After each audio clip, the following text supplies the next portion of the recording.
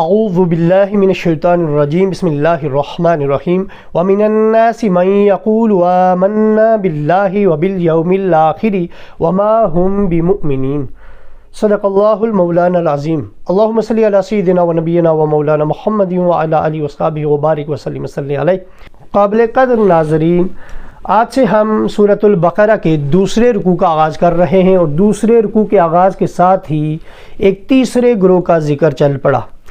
اس سے قبل اگر آپ غور کریں تو سورۃ البقرہ کی 7 آیات کی تفسیر ہم نے جانی تھی۔ پہلی آیت میں حروف مقطعات، دوسری میں قرآن مجید کے لا ریب ہونے کا ذکر، اور اس کے بعد اگلی 3 آیات میں متقین کی 5 صفات اللہ نے بیان فرمائی ہیں۔ ان تینوں میں متقین کی صفات، اور اس کے بعد جو 2 آیتیں آئی ہیں ان میں اللہ تعالیٰ نے کفر کی مذمت بیان کی ہے، یعنی کفر کا ذکر، ان کی صفات، مومنین کا، متقین کا ذکر، ان کی صفات، وہ دونوں ایک دوسرے کی اپوزٹ کا ذکر وہاں پر کیا ہے۔ متقین کا 3 آیات میں، کافروں کا 2 آیتوں میں، اور اب منافقوں کا ذکر چل رہا ہے جو ایمان میں اور کفر کے درمیان میں چلنے کی کوشش کر رہے تھے، بیچ کا راستہ نکال رہے تھے۔ ان کی مذمت میں اللہ تعالیٰ نے پھر 13 آیات نازل کی۔ اب آپ سوچیں، متقین کے لیے 3، کافروں کے لیے 2، اور منافقوں کے لیے 13 آیات ہیں۔ اور چونکہ یہ اللہ تعالیٰ کو سب سے زیادہ ناپسند ہیں، یہ بھی کفر ہی کی قسم ہے، لیکن کفر کی یہ سب سے بدترین قسم ہے۔ اس کی وجہ یہ ہے کہ انہوں نے اپنے کفر کے اوپر ایمان کا لبادہ اوڑھا ہوا ہے، تو انہوں نے ملمہ سازی کی ہوئی ہے ایمان کی اپنے کفر کے اوپر۔ تو یہ ایسے لوگ اللہ کے ہاں سب سے زیادہ بدترین ہوتے ہیں، اور جہنم کے سب سے نچلے گڑھے میں جائیں گے یہ لوگ جو منافق ہوتے ہیں۔ اور آج کی بدترین اگر قسم دیکھنی ہے تو آپ قادیانیوں کو بھی دیکھ سکتے ہیں، جنہوں نے اسلام کا لبادہ اوڑھا ہوا ہے اپنے کفر کے اوپر۔ تو ان کے کفر میں کوئی شک بھی نہیں ہے، لیکن انہوں نے اسلام کا لبادہ اوڑھا ہوا ہے۔ نبی آخر الزمان صلی اللہ علیہ وآلہ وسلم کے ختم نبوت پر ڈاکہ ڈالنے کی ناکام کوشش کر رہے ہیں، اور کامیاب تو اللہ انہیں ہونے دے گا نہیں، کیونکہ اس کی حفاظت کا ذمہ خود رب کائنات نے اٹھایا ہوا ہے۔ گزارش یہ ہے کہ منافقوں کا ذکر اب یہاں سے چل پڑا ہے۔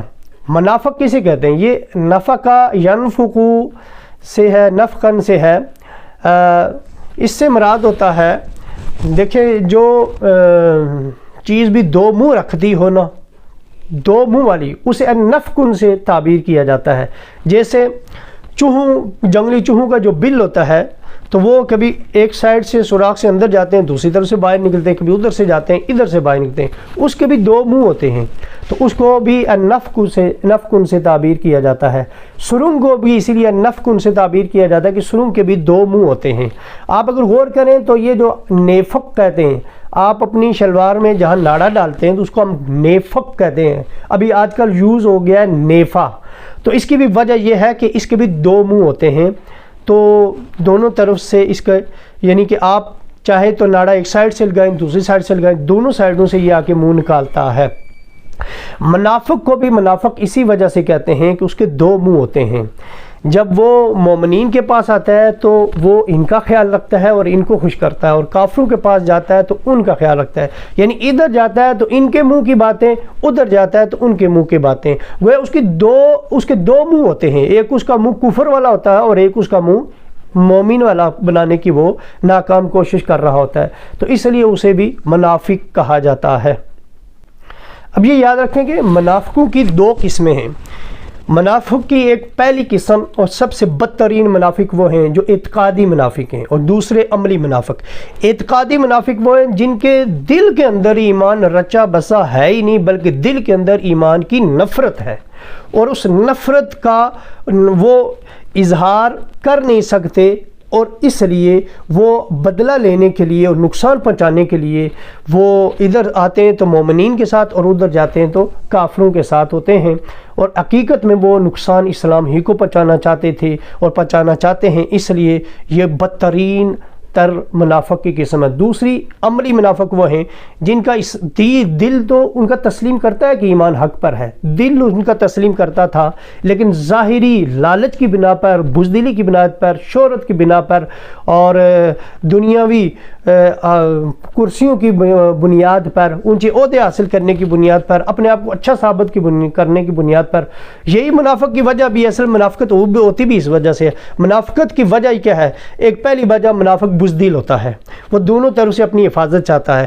دوسرا، منافق جو ہوتا ہے نا وہ لالچی ہوتا ہے، ادھر سے بھی فائدہ اٹھاتا ہے ادھر سے بھی فائدہ اٹھاتا ہے. تیسرا، منافق جو ہوتا ہے نا وہ حاسد ہوتا ہے، وہ ان کا یعنی مسلمانوں کا، ایمان والوں کا وہ فائدہ جہاں بھی ہو تو اس سے برداشت نہیں ہوتا، وہ ان کو نقصان پہنچانے کی کوشش کرتا ہے. اور تیسرا جو منافق ہوتا ہے وہ مفاد پرست ہوتا ہے اور اپنے آپ کو نیک ظاہر کرنے کی کوشش کرتا ہے، جبکہ ہوتا وہ بدترین ہے. تو عملاً جو منافق ہوتا ہے وہ بھی بدترین ہی منافق ہوتا ہے، کیونکہ وہ حق کو دیکھنے کے باوجود بھی وہ اس کو تسلیم نہیں کرتا اور اس کے مطابق نہیں چلتا. ان دونوں منافقوں کی آگے اللہ تعالیٰ نے الگ الگ سے مثالیں بھی بیان کی ہیں، انشاءاللہ ہم وہ بھی پڑھیں گے. آپ غور کریں تاریخ میں تو آپ دیکھیں گے کہ آقا علیہ السلام کا جو مکی دور تھا، مکی دور میں منافقت نہیں تھی، کیونکہ وہاں پر جو کافر تھے وہ دو ٹوک کافر تھے، بتوں کی پوجا کرنے والے تھے. وہ یہ نہیں کہتے تھے کہ ہم آخرت کو مانتے ہیں، ہم اللہ کو مانتے ہیں اور کچھ باتوں کو قبول کرتے ہیں کچھ باتوں کو نہیں، بلکہ وہ دو ٹوک حضور کے مخالف تھے. جب حضور مدینے میں آئے تو یہاں آپ کو منافقت کا سامنا کرنا پڑا. جو دو ٹوک کافر ہوتا ہے وہ آپ کا اتنا بڑا دشمن نہیں ہوتا، یعنی اس سے آپ کو خطرہ نہیں ہوتا وہ بھی بڑا دشمن ہے پر اس کو اتنا بڑا خطرہ نہیں ہوتا.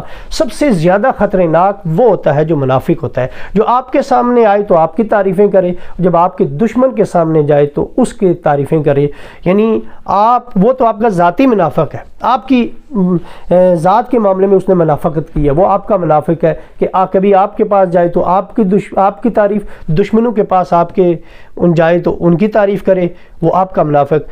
دین کا منافق وہ ہے جو مسلمانوں میں رہ کے اپنے آپ کو مسلمان ظاہر کرنے کی کوشش کرے اور ادھر سے کافروں کے ساتھ بھی گٹھ جوڑے اور ان کو بھی فائدہ پہنچانے کی کوشش کرے. یہ کرۂ ارض پر سب سے بدترین مخلوق انہیں جانا گیا ہے. اس آیت میں آپ دیکھیں اللہ تعالیٰ نے جو ذکر فرمایا ہے، یعنی سب سے پہلی بات دین اسلام میں ہم سب سے پہلے کیا کرتے ہیں؟ اللہ کی توحید کا ذکر کرتے ہیں. اللہ نے وہیں سے ان کو پکڑا. یہ کہتے ہیں کہ وَمِنَ النَّاسِ، اللہ نے یہ بھی نہیں کہا کہ صحابہ میں سے، اللہ نے یہ بھی نہیں کہا کہ اسلام مومنین میں سے، مسلمانوں میں سے، بلکہ کہا وَمِنَ النَّاسِ، لوگوں میں سے. گویا قیامت تک کے لوگوں کا ذکر کیا گیا ہے کہ لوگوں میں سے وہ لوگ جو کہتے ہیں ہم اللہ پر ایمان لائے. سب سے پیک کی بات، یعنی دین اسلام میں سب سے پہلی جو چیز ہے وہ اللہ کی توحید ہے. اللہ نے وہیں سے ان کو پکڑا. یہ کہتے ہیں ہم تو اللہ پر ایمان لائے ہیں اور آخرت میں جو ہمارا فیصلہ ہوگا وہ سب سے آخری بات ہے کہ قیامت کے دن پر جو ایسا کہتے ہیں اور بیچ کی چیزوں کو نہیں مانتے، اللہ کہتا ہے وہ مومن نہیں ہیں. یعنی اللہ کو بندہ مان لے اور آخرت کو بھی مان لے، نبی آخر زمان کو نہ مانے تو وہ مومن نہیں ہے، قرآن کو نہ مانے تو مومن نہیں ہے، وہ آسمانی کتب کو نہ مانے مومن نہیں ہے، وہ انبیاء کو نہ مانے وہ مومن نہیں ہے، حضور کو آخری نبی نہ مانے وہ مومن نہیں ہے، اور حضور کی لائی ہوئی شریعت کو نہ مانے وہ بھی مومن نہیں ہے. تو مومن کون ہوتا ہے؟ مومن وہ ہوتا ہے جس کا ایک چہرہ ہوتا ہے، اس کے دو چہرے نہیں ہوتے، اس کے 6 قبلے نہیں ہوتے، بلکہ وہ یکسو ہو کر، یک دل ہو کر، یک زبان ہوتا ہے. وہ اپنے ظاہر اور باطن میں ایک جیسا ہوتا ہے. اچھا، منافق کی پہچان کا ایک طریقہ ہمیں دین میں یہ بھی ملتا ہے، صحابہ سے ملتا ہے. صحابہ منافق کی پہچان نے ایک کلیہ صحابہ نے نکالا ہوا تھا، اس کلیے کے تحت وہ منافق کی پہچان کرتے تھے. وہ کیا کہ وہ منافق کی پہچان کرنی ہو نا تو وہ مولا علی کا نام لیتے تھے، حسنین کریمین کے والد گرامی کا نام لیتے تھے، مولا علی کا نام لیتے تھے. جس کا چہرہ خوشی سے کھل جائے سمجھتے تھے یہ مومن ہے، اور جس کے چہرے پہ پھٹکار پڑ جائے سمجھتے تھے وہ منافق ہے. مکہ کے اندر حضور کو منافقت کا اتنا سامنا نہیں کرنا پڑا، لیکن مکہ کے اندر منافقت ٹوٹلی نہیں تھی. مدینہ کے اندر جو منافقت تھی وہاں سب سے جو بڑا منافق تھا وہ تھا عبداللہ بن ابی. عبداللہ بن ابی نے اسلام کے معاملے میں کوئی موقع ضائع نہیں ہونے دیتا تھا جہاں وہ اسلام کو نقصان پہنچانے کی اس کو موقع ملے اور وہ نہ پہنچائے. ہر طرح سے اس نے ممکن کوشش کی، اور سب سے زیادہ وہ حضور سے دعوے کرتا تھا کہ میں دین کا حامی ہوں اور محبت کرنے کے دعوے کرتا تھا. پیچھے نمازیں پڑھتا تھا. جو منافق تھے وہ حضور کے پیچھے نمازیں پڑھتے تھے. یعنی منافقت کا آپ یہ دیکھیں، جو منافق ہوتا ہے اس کا ظاہراً وہ ایسے شو کرتا ہے جیسے مجھ سے بڑا کوئی نیک ہے ہی نہیں، لیکن خاص موقع پر ان کی پہچان ہو جاتی ہے، جہاں پر بات جان کی آ جائے، جہاں پر بات مالی خرچے کی آ جائے، جہاں پر بات اسلام کے وقار کی آ جائے، تو وہاں پر آپ دیکھیں گے کہ وہ اپنا آپ دکھائیں گے، لیکن جہاں پر بات اسلام سے فائدہ اٹھانے کی آ جائے، لالچ کی آ جائے، تو وہاں وہ بڑھ چڑھ کر اپنے آپ کو سب سے نیک ثابت کرنے کی کوشش کرتے ہیں، جیسے کہ یہ رئیس المنافقین عبداللہ بن ابی اور ان کی ساری ٹیم کرتی رہی ہے۔ جب مال غنیمت کی بات آئی تو آگے آگے، اور اسی کی وجہ سے اور اپنی حفاظت کی وجہ سے، اپنی جانوں کی حفاظت کی وجہ سے وہ خود کو مومن گردانتے تھے، لیکن جب جنگ کی بات آ جائے، جب قربانی کی بات آ جائے، تو اس وقت وہ اپنے اپنے گروہ کے ساتھ بھاگ جاتے تھے۔ یہ بات یاد رکھیں کہ جو حضور علیہ الصلوۃ والسلام کے دور میں جو صحابہ ہیں انہی میں منافق تھے، لیکن صحابی کوئی بھی منافق نہیں تھا۔ جو صحابی ہوگا وہ منافق نہیں ہوگا، اور جو منافق ہوگا وہ صحابی نہیں ہوگا۔ اس لیے کہ صحابہ حضور کے بعد کرۂ ارض پر سب سے افضل ترین مخلوق ہیں حضور کی امت میں، اور منافق سب سے بدترین مخلوق ہیں حضور کی امت میں۔ اب آپ سوچیں کہ یہ دونوں ایک نہیں ہو سکتے۔ حضور علیہ الصلوۃ والسلام نے منافق کی 3 نشانیاں بھی بتائی ہیں۔ جب بات کرتا ہے تو جھوٹ بولتا ہے، اگر آپ کے اندر یہ عادت ہے تو منافق کی ایک نشانی پائی گئی۔ وعدہ کرتا ہے، وعدہ خلافی کرتا ہے، اگر ہمارے اندر یہ ہے تو دوسری خامی بھی پائی گئی۔ امانت رکھی جاتی ہے، اس میں خیانت کرتا ہے، یہ تیسری، جس میں تینوں ہوں وہ پکا منافق ہے۔ اللہ تعالیٰ ہمیں ان خامیوں سے محفوظ فرمائے، اللہ تعالیٰ ہمیں منافقت سے محفوظ فرمائے۔ منافقت سے خود بھی بندہ تذبذب کا شکار ہوتا ہے، خود بھی بے چین رہتا ہے، معاشرے کو بھی معاشرے میں بھی بگاڑ پیدا کرنے کا وہ ذریعہ بنتا ہے۔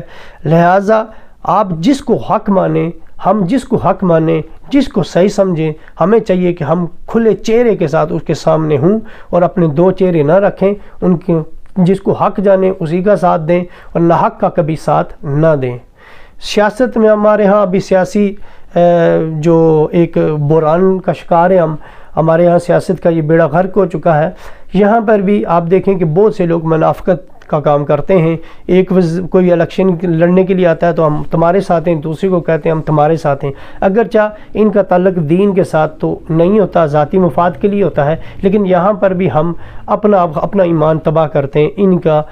ان کے سامنے اپنے آپ کو اچھا ثابت کرنے کے لیے ہم اپنے ایمان سے ہاتھ دھو بیٹھتے ہیں۔ ایک کو کہتے ہیں ہم تجھے ووٹ دیں گے، دوسرے کو کہتے ہیں ٹھیک ہے تمہیں ووٹ دیں گے، اس کے ساتھ بھی ہیں اس کے ساتھ بھی ہیں۔